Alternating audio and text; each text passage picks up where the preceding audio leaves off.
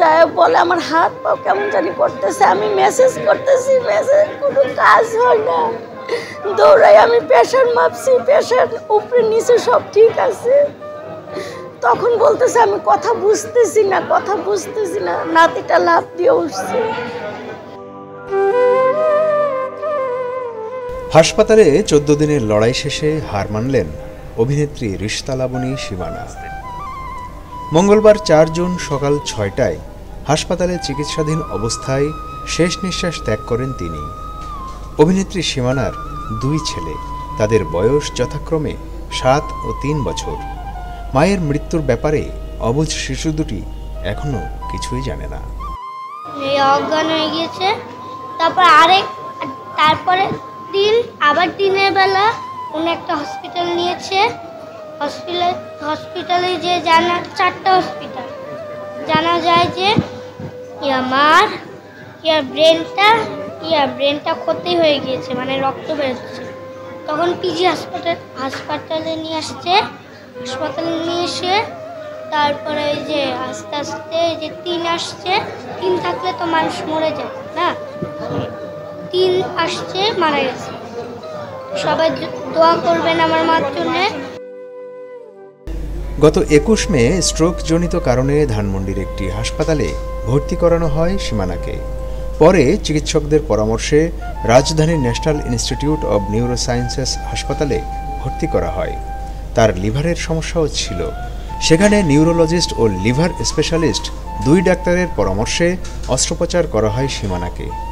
পরে তার জ্ঞান না ফেরায় আইসিইউতে রাখা হয়।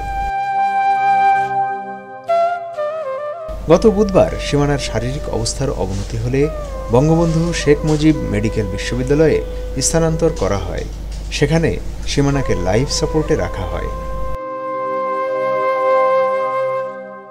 মৃত্যুর পর মঙ্গলবার দুপুরে রাজধানীর তেজগাঁওয়ে চ্যানেল আই প্রাঙ্গণে সীমানার মরদেহ নেওয়া হয়। সেখানেই তার নামাজে জানাজা অনুষ্ঠিত হয়। যা করা দরকার আমরা আমার পরিবার সবসময় তাদের পাশে আছি। আমরা কখনো ওদেরকে ফিল করতে দিব না যে ওরা মা ছাড়া হয়েছে, এরকম কোনো ধরনের কোনো ফিলিংস কখনো ওদের মধ্যে আসবে না। ইনশাল্লাহ আপনারা আমাদের জন্য দোয়া করবেন এবং আমাদের পরিবারের জন্য দোয়া করবেন। সেদিন বিকালে আমরা একসাথে নাস্তা করছি, গল্প করছি। আমার রুমে বসে নাতিকে পড়াইছে, তারপরে ও যায় পাশের রুমে শুয়ে গেছে। বলছে ওর স্কুল আছে, ওরে ডাক দেও, ডাক দিয়ে নিয়ে ঘুম পাড়াইছে।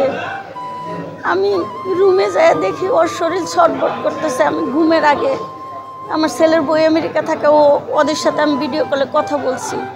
বললে আমি ভাবছি যে মেয়ের রুমে যাই একটু দেখে আসি।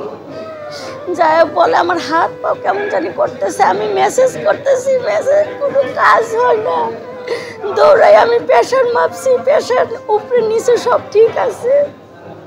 তখন বলতেছে আমি কথা বুঝতেছি না, কথা বুঝতেছি না। নাতিটা লাফ দিয়ে উঠছে।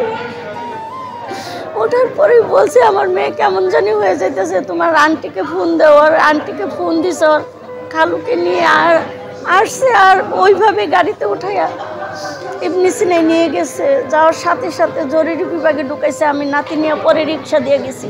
ওরা অতটুকু টাইমও বাসায় রাখে নাই যে আমি তালাটা দিব। আমার আর কিছু না না না চাপে ছিল না, এমনি কাজে থেকে বিরতি ছিল। কাজের কথা হইতেছিল ওই যে লাবলু আঙ্কেলের সাথে, তুহিন আঙ্কেলের সাথে। এই যে ঈদের পরপরই কাজ ধরার কথা, 2টা কাজে। আপনারা সবাই আমার মেয়েকে যদি ভুল করে থাকে মাফ করে দিবেন। আমি দোয়া চাই আপনাদের কাছে, আর কিছু না। সন্তান 2টা যেন ভালো থাকে, ভালোভাবে বড় হয়। মার অভাবটা তো পূরণ হবেই না, কিন্তু তারপরেও আমরা যতটুকু পারবো আমরা করব। ওনার চলে যাওয়াটা আসলে অনেক অল্প সময়ের মধ্যে। আপনারা অনেক ভালোবাসা দেখিয়েছেন। আপু যে কয়দিন অসুস্থ ছিল সবাই অনেক খোঁজ খবর নিয়েছে।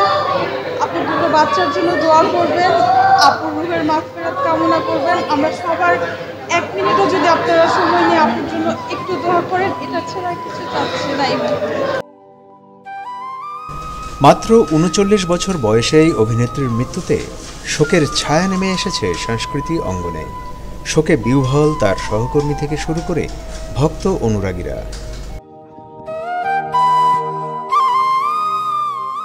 বাদ আসর শেরপুরের নলডাঙ্গায় গ্রামের বাড়িতে নেওয়া হবে সীমানাকে। সেখানেই পারিবারিক কবরস্থানে শেষ শয্যায় শায়িত হবেন সীমানা।